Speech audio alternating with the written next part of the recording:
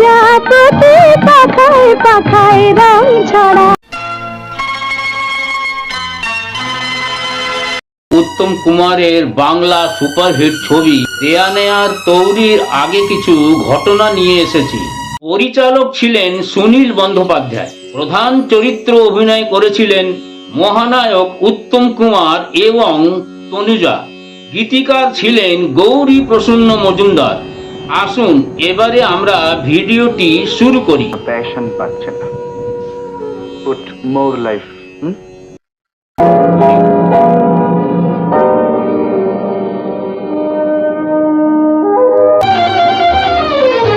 এই ছবিটির প্রযোজক ছিলেন গায়ক, সুরকার এবং মহানায়ক উত্তম কুমারের প্রিয় বন্ধু শ্যামল মিত্র।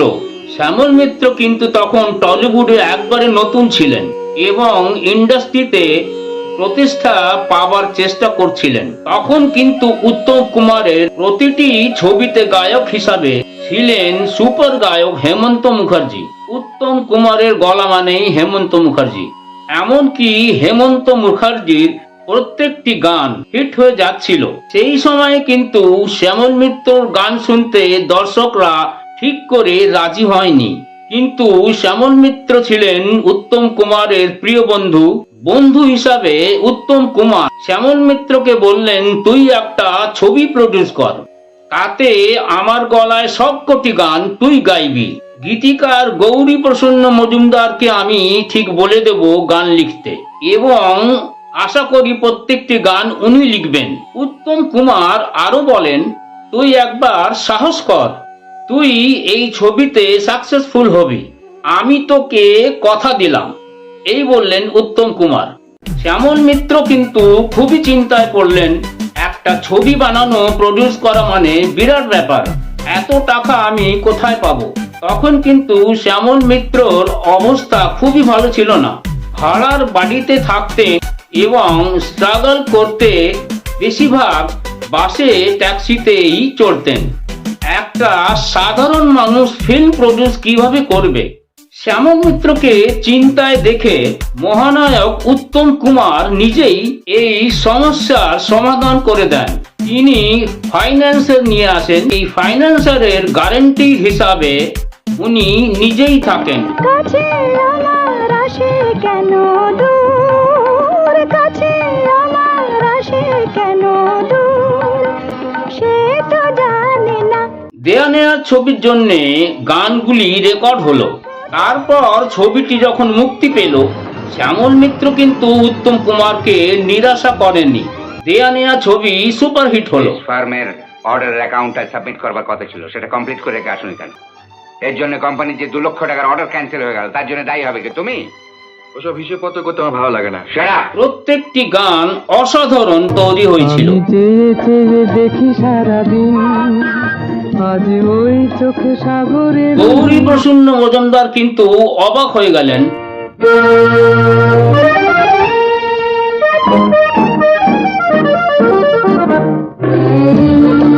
এই ছবিটিতে গৌরী প্রসন্ন মজুমদার 6টি কি 7টি গান লিখেছিলেন।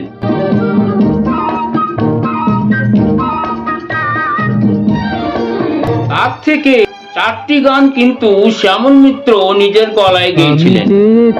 দেখি সারাদিন আজ ওই চোখে সাগরের। গানগুলো কিন্তু তৈরি হয়েছিল উত্তম কুমারের ভবানীপুরের বাড়িতে। দিনের পর দিন রাত জেগে এই গানগুলোর কম্পোজিশন চলতো। উত্তম কুমার দিনের বেলায় কিন্তু শুটিং এ বিজি থাকতেন আর সারা রাত বাড়িতে গান তৈরি হতো। উত্তম কুমারের যেই সুরটা পছন্দ হতো সেই সুরটা উনি অ্যাপ্রুভ করতেন, তারপরে সেই গানটা ফাইনাল হতো।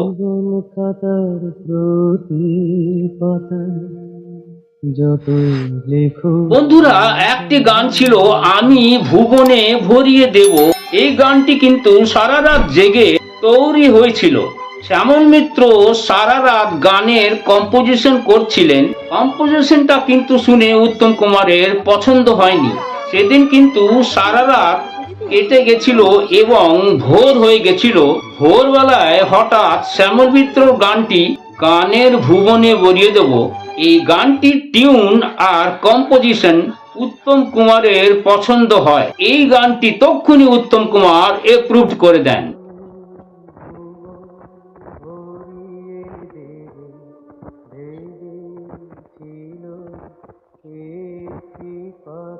এই গানটা কিন্তু শুনেই উত্তম কুমার একবারে লাফিয়ে ওঠেন আর বলেন ছবির এই গানটি বাজার গরম করে দেবে। শোনাতে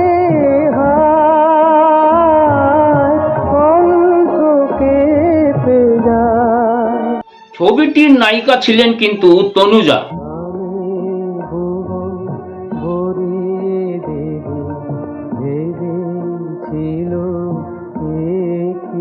শ্যামল মিত্র কিন্তু নায়িকা হিসাবে নূতনকে নেবার চেষ্টা করেছিলেন, কিন্তু নূতন তখন খুবই হিন্দি সিনেমায় বিজি ছিলেন।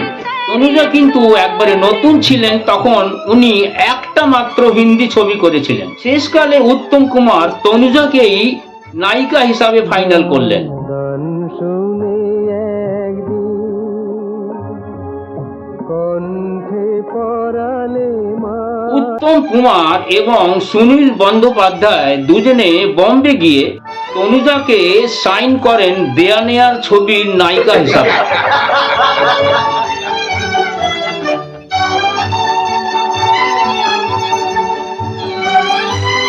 এই ছবিতে কিন্তু তনুজার গলার আওয়াজটা ডাব করতে হয়েছিল। হ্যালো, আপনি অভিজিৎ চৌধুরী? আপনি কে কথা বলছেন? আমার নাম সুচরিতা, সুচরিতা মজুমদার। কিন্তু এরপরে প্রত্যেকটি ছবিতে তনুজা নিজের গলায় নিজের আওয়াজে ডাব করতেন। রীতিমতো তনুজা বাংলা মাস্টার রেখে বাংলা শিখেছিলেন, বিয়েও করেছিলেন তিনি এক বাঙালিকে। তারপর উত্তম কুমারের সঙ্গে তিনি বহু ছবি করেছিলেন আর সব ছবিগুলো হিট হয়েছিল।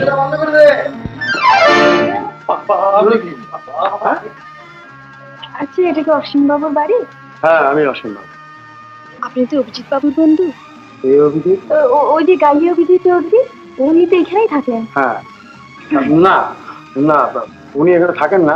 একটি গান ছিল গানে ভুবনে ভরিয়ে দেব। এই গানটি কিন্তু স্যাড সং ছিল। এই গানের দৃশ্যতে উত্তম কুমার একটা হলে এই গানটা গাইছেন। থিয়েটার হল বুক করা হলো, সেই থিয়েটারের নাম ছিল বিশ্বরূপ থিয়েটার। স্টেজে দাঁড়িয়ে উত্তম কুমার এই গানটি গাইছেন। আপনারা কিন্তু সিনেমায় দেখেছেন পুরো হলটা ভর্তি আছে, লোকে লোকান্ন হয়ে আছে, হাউসফুল দেখা যাচ্ছে। কিন্তু বন্ধুরা, তা কিন্তু হয়নি। এত লোককে ডেকে এনে টাকা দিয়ে বসবার সাহস ছিল না শ্যামল মিত্রর কাছে। শ্যামল মিত্র বললেন, আমি এত খরচ করতে পারবো না। তাই উত্তম কুমারের এই শুটিং এর জন্যে ফ্রি পাস বিতরণ করা হয়।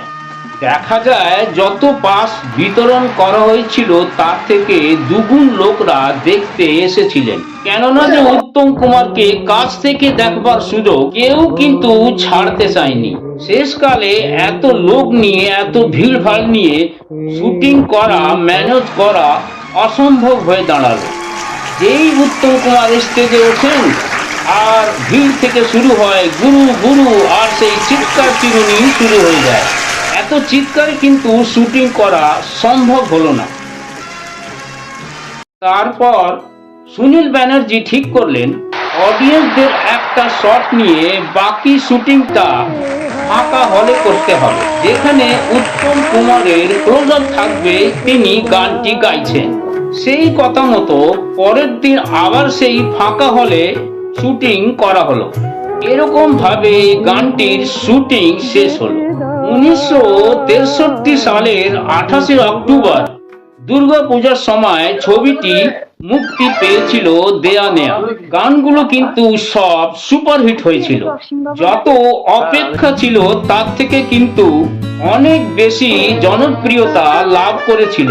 সে সময় পুজোর প্রতিটা প্যান্ডেলে বাজছিল শুধু দেয়া নেয়ার গানগুলি।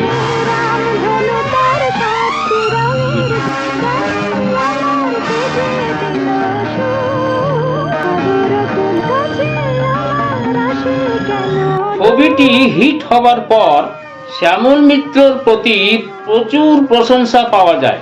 শ্যামল মিত্রর বাড়িতে ফাংশন অর্গানাইজ করা হলো। ছবিটি কিন্তু 3 গুণের মতন ব্যবসা করেছিল। একছাড়া 39 সপ্তাহ ছবিটি এক জায়গায় চলেছিল। তারপর এই ছবিটি 15 বার মুক্তি পেয়েছিল। শ্যামল মিত্র কিন্তু এই ছবির পরেই প্রথম নিজের একটা নতুন গাড়ি কেনেন। আগে তিনি বাসে বা ট্যাক্সিতে চড়তেন এবং থাকতেন ভাড়া বাড়িতে। এরপরে শ্যামল মিত্র একটি বাড়িও কেনেন। এসব সম্ভব হয়েছিল যার জন্যে সে ছিলেন মহানায়ক উত্তম কুমার। আপনারা শুনলে কিন্তু অবাক হবেন, এই ছবির জন্য উত্তম কুমার একটা টাকাও নেননি। টাকা নেননি বন্ধুকে হাত বাড়িয়ে দেবার জন্য।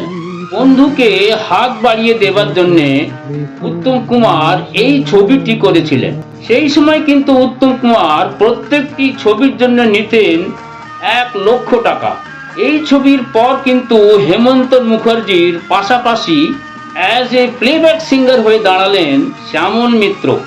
এরপর হেমন্ত, শ্যামল, মান্না ডে সবাই উত্তম কুমারকে বহু গান হিট দিয়েছিলেন। আমাদের বাংলা ছবিকে মান্না ডে, হেমন্ত এবং শ্যামল মিত্র নিজের মিউজিক কম্পোজিশন আর গান গেয়ে অনেক কিছু দিয়েছেন। এই ছিল ছবি দেয়া নেয়ার তৈরির আগে একটি ঘটনা। ভিডিওটা ভালো লাগলে কিন্তু একটা লাইক অবশ্যই করবেন, চ্যানেলটাকে সাবস্ক্রাইব করবেন। আপনারা সবাই ভালো থাকুন, সুস্থ থাকুন। আবার দেখা হবে কামিং ভিডিওতে। নমস্কার, আমি জীবন চক্রবর্তী। আপনারা দেখছেন জীবন বাংলা চ্যানেল।